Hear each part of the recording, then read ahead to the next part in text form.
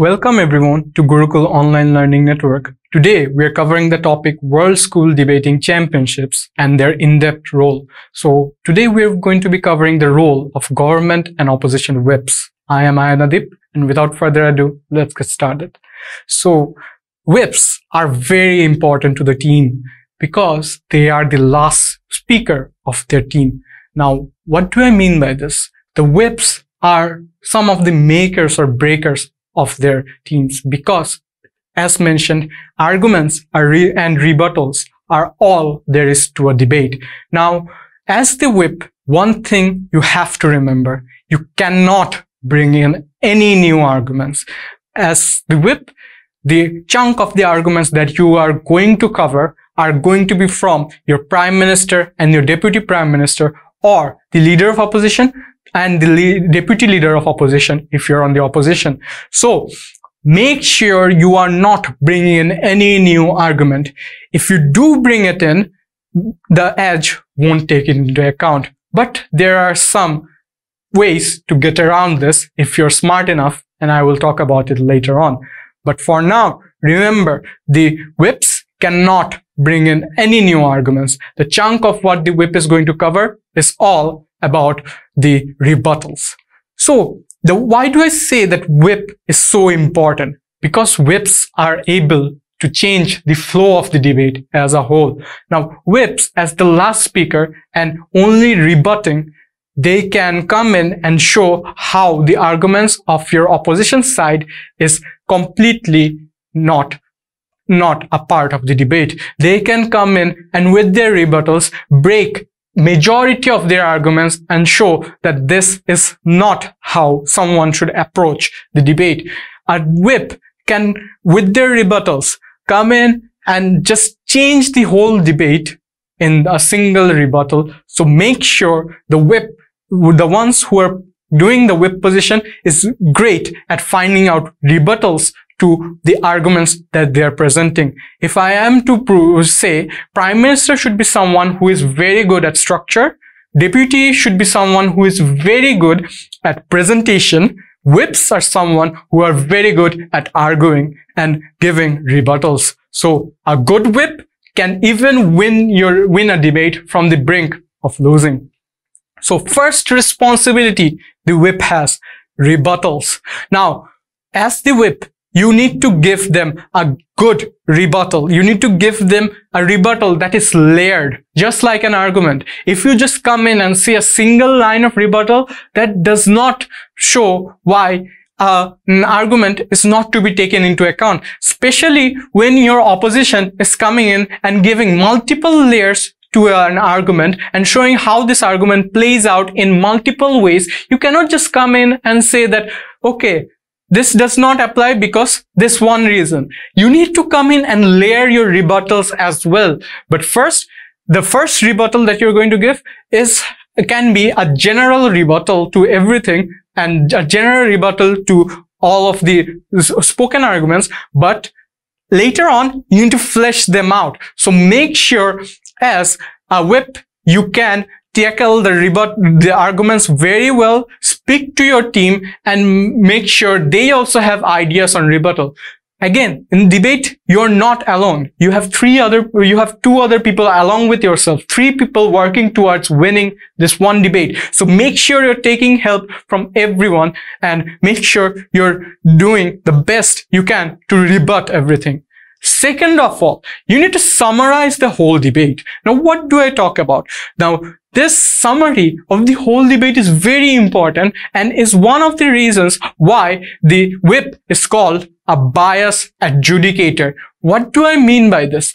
Of course, we are not the judge. The whips are not the judge. But if a judge were to provide their own perspective on the debate, that is the whip. A whip needs to come in and think like a judge. They need to think how these arguments are important and how their arguments are not important. But they are biased towards your side. So you're not thinking from a neutral perspective. You need to think from a bias adjudicator's perspective who is thinking of making your team win. So make sure the rebuttals and the summary that you are giving plays into your debate. make sure the summary of the whole debate can be like this. For example, the government have talked about why this privilege should be given to this selected people, and the opposition has talked about why this should be a more general idea. So you can come in and show why this privilege is so important to the motion, and again link it back and show why this motion is important. So make sure you are a bias adjudicator giving the verdict. Think of yourself giving the verdict to the whole debate, and then showing why your team wins and why your arguments are much more important than whatever the opposition has talked about. Third of all, clash points. These are very important. You need to remember that throughout the debate, there have been 4 speakers, even 5 if you're the opposition whip, who have spoken before you. There have been a lot of things that have been discussed with 8, 16 minutes, 32 minutes, and even 40 minutes that have been spoken about. You need to come in and make sure that all the things that have been talked about are taken into account, and the most important things that have been repeated throughout the debate are the clash points. So there may be something that has been repeated multiple times by the Prime Minister, the Leader of Opposition, the deputies. Both of them spoke about it. Those are the clash points. So a general rule of thumb that I follow is that if something has been talked about at least 3 times by 3 different speakers, that's a clash point. So there may be multiple clash points, but make sure you're taking 3 or 4 that are the most important and talk about those in general and break the clash points. Clash points are like knots in a rope. The knots are then on you to make sure to untie it and then prove why your side wins. So if you take a knot and untie it, you can show that, all right, this point was won by our side. This point was won by their side. Don't say that, because of the fact that you are trying to win. Everything you said is the most important, and everything should be on your side. Now, clash points are talked by both the government and opposition whip. So as the opposition whip, you can choose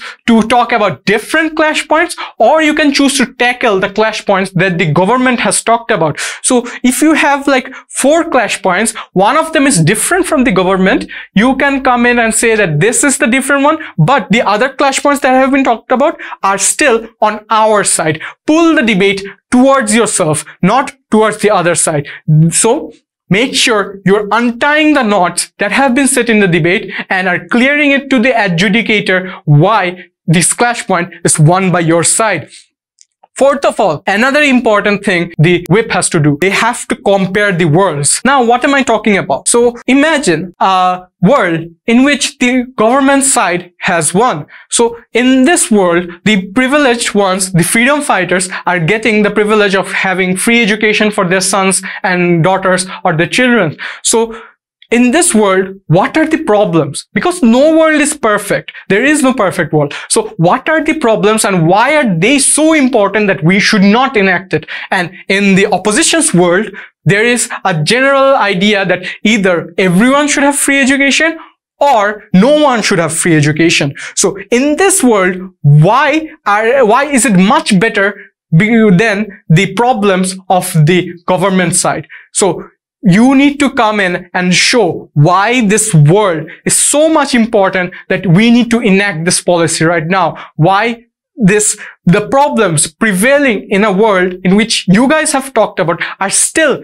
not that much problematic than the problems that exist in the world of the other side. So this world comparison is very important, and make sure you're weighing down the advantages and disadvantages of the world and make sure your world is always the one with the most advantage. Then summarize your speech. Now, the summary is quite different from the other. Before, I have talked about summarize the whole debate. You need to come in and summarize your whole debate and then show what has gone on and what the main talking points of the debate were. So you need to be very good at identifying what is going on and what the factors that are being played in this debate. So make sure you recognize those, and then comes your own summary. Why you think your side wins. This is the summary of your speech. Compared to your prime or deputy or even leader of opposition and deputy, you need to make sure that your summary wins you the debate. So make sure you're summarizing it such that after the summary, the edge can think, all right, so his summary was well, he has done the rebuttals, he has shown me why his word won. So in the end, I think the summary of the government or opposition was better. And you're summarizing your entire speech and showing why your team is at the top. And that is why the whip is very important. The summary of the whip is a little different, but it's very important to your debate. And as such, let's go on to the overview of the debate. First of all, rebut their ideas. Rebut the arguments that have been talked about multiple times. Rebut whatever has been talked about multiple times. You can even give a general rebuttal, but if you do that, later on, you need to give a much better rebuttal, because in the end, the whip speech is all about rebuttals, and rebuttals are something you need to be very good at. Second, summarize the whole debate. What has gone on? What has the PM talked about? What has the LO talked about? After that, what did the DPM talk about that refuted the LO speech? What has the DLO talked about that refuted the Deputy Prime Minister's speech? Again, another thing to remember, rebuttals aren't about the whole argument. As the whip, you need to rebut the rebuttals as well, because in the end, the arguments that were provided by the Prime Minister aren't going to be the same after the rebuttals of the opposition. So if you're rebutting the oppositions saying that, all right, my DPM has said this, I'm going to repeat this. No, you can't do that. You need to come in and rebut the ideas that were brought forth to take on the arguments of your side. So make sure you're rebutting the rebuttals, not the arguments. And as such, you can summarize the whole debate and then take on the clash points. What has been talked about multiple times? What is the main overview of the debate? What is the thing that is quite confusing right now? We are not getting the whole picture. Like a knot, make sure to untie it, show why your side wins, show why you're the best. Take the knot, untie it, pull it towards yourself. That's the rope that you should be thinking about. Clash points are very important and it's unique to the whip. So because the whole debate has played out, now it's your job to rebut everything. You cannot bring in any arguments. Now, the thing that I was talking about, bringing in new arguments, you cannot bring in a new argument saying, all right, this is our fourth argument. The edge will take it in a very bad way and won't even give you the marks for it. In fact, a lot of people do this, and then in the end, the edge is like, I couldn't take your argument because you were the whip.